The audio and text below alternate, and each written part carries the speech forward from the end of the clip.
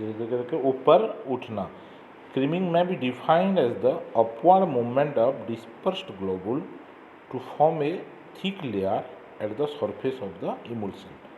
कोई भी इमल्सन में अगर डिस्पर्स ग्लोबुल धीरे धीरे करके ऊपर उठ के एक थिक लेयर फॉर्म करे तो उसको बोला जाता है क्रीमिंग।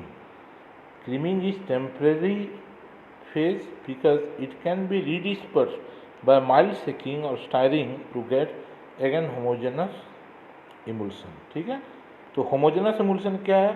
अगर पार्टी आपका ग्लोबुल्स यूनिफॉर्मली डिस्पर्स है, disperse globule through the dispersion medium, तो वो एक होमोजेनस इमल्शन है। अगर वो डिस्पर्स ग्लोबुल धीरे धीरे करके अपवर्ड मूवमेंट होकर ऊपर जमा हो जाए तो वो क्रीमिंग हो गया। लेकिन क्रीमिंग का मतलब ये नहीं कि ये इमल्शन खराब हो गया। क्रीमिंग को माइल्ड सेकिंग करने से जो क्रीमिंग फॉर्म है वो फिर कन्वर्ट हो जाता है होमोजेनस इमल्शन में। समझिए, the factor affecting the creaming are described by Stokes law. जैसे कि स्टोक्स लॉ में सस्पेंशन में हम पढ़ते थे कि वो पार्टिकल का नीचे rate of sedimentation, rate of creaming को भी हम स्टोक्स लॉ में समझ सकते हैं। Rate of creaming is equal to 2r² into d1 minus d2 g by 9 eta. ठीक है,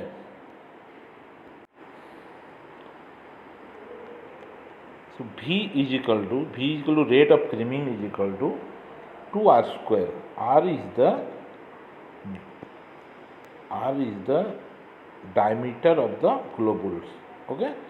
2r² means rate of creaming is directly proportional to the diameter of the globules। d1 minus d2 मतलब density, जितना ज़्यादा density difference होगा उतना creaming होने का ज़्यादा चांसेस है। डेंसिटी मतलब दोनों फ्लूइड का डेंसिटी जितना डिफरेंस होगा, जितना ज़्यादा डिफरेंस होगा डेंसिटी में उतना क्रीमिंग होने का चांसेस है। G is equal to acceleration due to gravity, और नीचे रहेगा the creaming is inversely proportional to the viscosity of the fluid, means 9 eta. Eta is equal to the viscosity of the dispersion medium. अगर dispersion medium viscous हुआ तो definitely तो oil globule से धीरे धीरे करके ऊपर मूवमेंट होंगे। ठीक है ना, तो इसलिए the creaming is directly proportional to the diameter of the globules and the your d1 density difference and g, and inversely proportional to the viscosity of the dispersed medium. This is the Stokes law. V is equal to rate of creaming. The following approach can be used to decrease the creaming। जैसे creaming एक stability का main problem है, तो अगर हम कुछ करें, ये इक्वेशन को देख के अगर हम रेडियस ऑफ द ग्लोबुल्स को छोटा करेंगे तो क्रीमिंग स्लो हो जाएगा। ठीक है ना, ग्लोबुल्स का रेडियस को चेंज करके क्रीमिंग के ऊपर इफेक्ट डाल सकते हैं, उसको सुधार सकते हैं। विस्कोसिटी, जिसका डिस्पर्सन मीडियम का विस्कोसिटी अगर बढ़ाएंगे तो क्रीमिंग स्लो हो जाएगा। तो ये है, आप उसको कैसे स्टेबल करेंगे, मतलब how you get rid of the creaming, creaming से कैसे बचा जा सकता है। डेंसिटी डिफरेंस को कम करेंगे, कुछ डेंसिटी इंक्रीज करने वाला डिस्पर्सन मीडियम में कुछ चीज़ डालेंगे, या उसको डेंसिटी को कम करेंगे, जैसे करके दोनों ऑयल और वाटर फेज का डेंसिटी को सेम करेंगे। ठीक है ना, जितना डिफरेंस कम आएगा उतना अच्छा क्रीमिंग से आपको छुटकारा मिलेगा।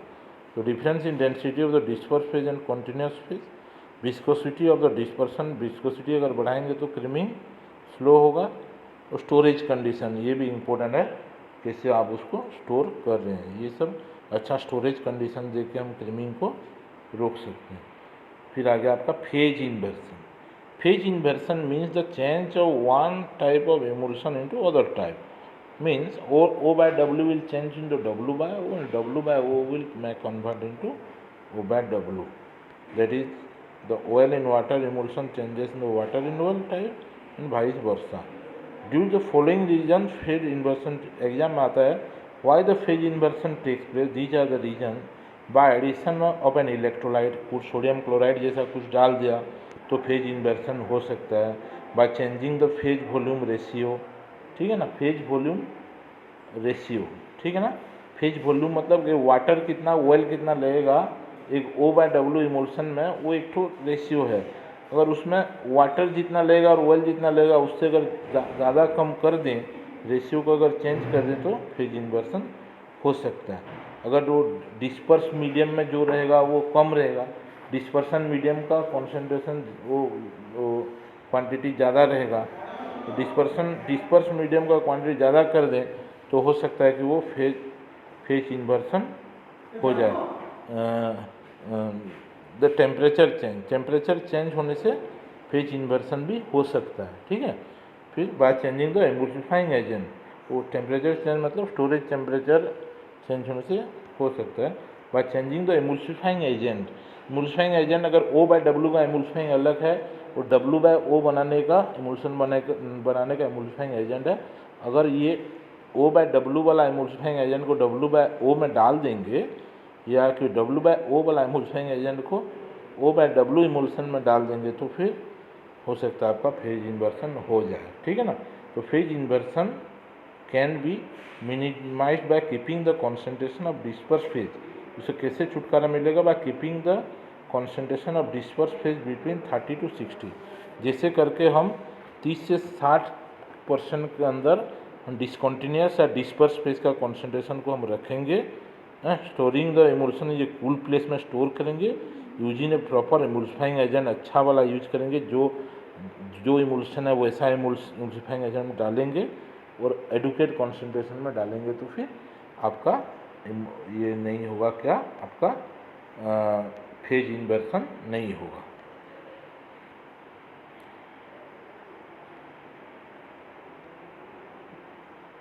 तो here point to be consider during formulation of emulsion, जब इमल्शन बना रहे हैं तो ये सब चीज़ों का ध्यान रखना चाहिए। Stability of the active ingredient, जो इनग्रेडिएंट यूज करें उसका स्टेबिलिटी ठीक ठाक होना चाहिए। स्टेबिलिटी ऑफ द रेसिपिएंट्स ठीक होना चाहिए। विजुअल अपीयरेंस देख के आप इमल्शन का स्टेबिलिटी को जज कर सकते हो। विजुअली वो कैसा दिख रहा है उसमें भी स्टेबिलिटी को मार्क कर सकते हो आप। उसका कलर इधर उधर नहीं होना चाहिए। ऑर्डर डेवलपमेंट ऑफ पोंजेंट और फुल ऑर्डर, कुछ उसका वासना उसमें अगर आएगा, उसमें कुछ ऐसा स्मेल आएगा तो फ्रेगनेंस लॉस होगा तो वो इंस्टेबल में जाएगा। विस्कोसिटी, एक्सट्रूडेबिलिटी मतलब कोई इंजेक्शन दे रहे हो तो उसमें निकलना चाहिए, उसका फ्लो प्रॉपर्टी ठीक होना चाहिए। विस्कोसिटी मतलब ज़्यादा विस्कस भी नहीं होना चाहिए। Loss of water and other volatile vehicle component, concentration of emulsifier कितना है, particle size distribution of disperse phase ठीक है कि नहीं, पीएच कितना है इमल्शन का, टेम्परेचर ऑफ इमल्सिफिकेशन कितना टेम्परेचर, इमल्शन कितना टेम्परेचर में हो रहा है, method and rate of cooling, texture feel open application मतलब स्टिफनेस, ग्रीसीनेस, थिकनेस, टेकनेस कैसा आ रहा है जब हम उसको अप्लाई कर रहे हैं। माइक्रोबियल कंटामिनेशन और स्टेरिलिटी, वो उस एक माइक्रोबियल कंटामिनेशन नहीं होना चाहिए, इमल्शन स्टेराइल होना चाहिए, मतलब should be free of viable micro organism. उसका रिलीज और बायोअवेलेबिलिटी भी ठीक होना चाहिए। तो रिलीज मतलब ड्रग का जो रिलीज होगा ग्लोबुल से वो ठीक होना चाहिए। बायोअवेलेबिलिटी मतलब कितना ड्रग कितना स्पीड से ब्लड में पहुंचता है, उसको बायोअवेलेबिलिटी बोलते हैं। जब वो इमल्शन ओरली लेंगे तो ओरली जो एब्जॉर्ब होगा, कितना ड्रग एब्जॉर्ब होकर पहुंच रहा है, उसका बायोअवेलेबिलिटी ठीक ठाक रहना चाहिए। फेज डिस्ट्रीब्यूशन, फेज इन्वर्सन और होमोजेनिटी, फेज सेपरेशन, ये सब डिटेल चीज़ें हमको कंसिडरेशन में लेते हैं during the formulation of emulsion. तो इमल्शन जब बना रहे तो ये सब चीज़ों में हम केयरफुल हमको रहना है। तो ये हो गया आपका स्टेबिलिटी ऑफ इमल्शन, ठीक है।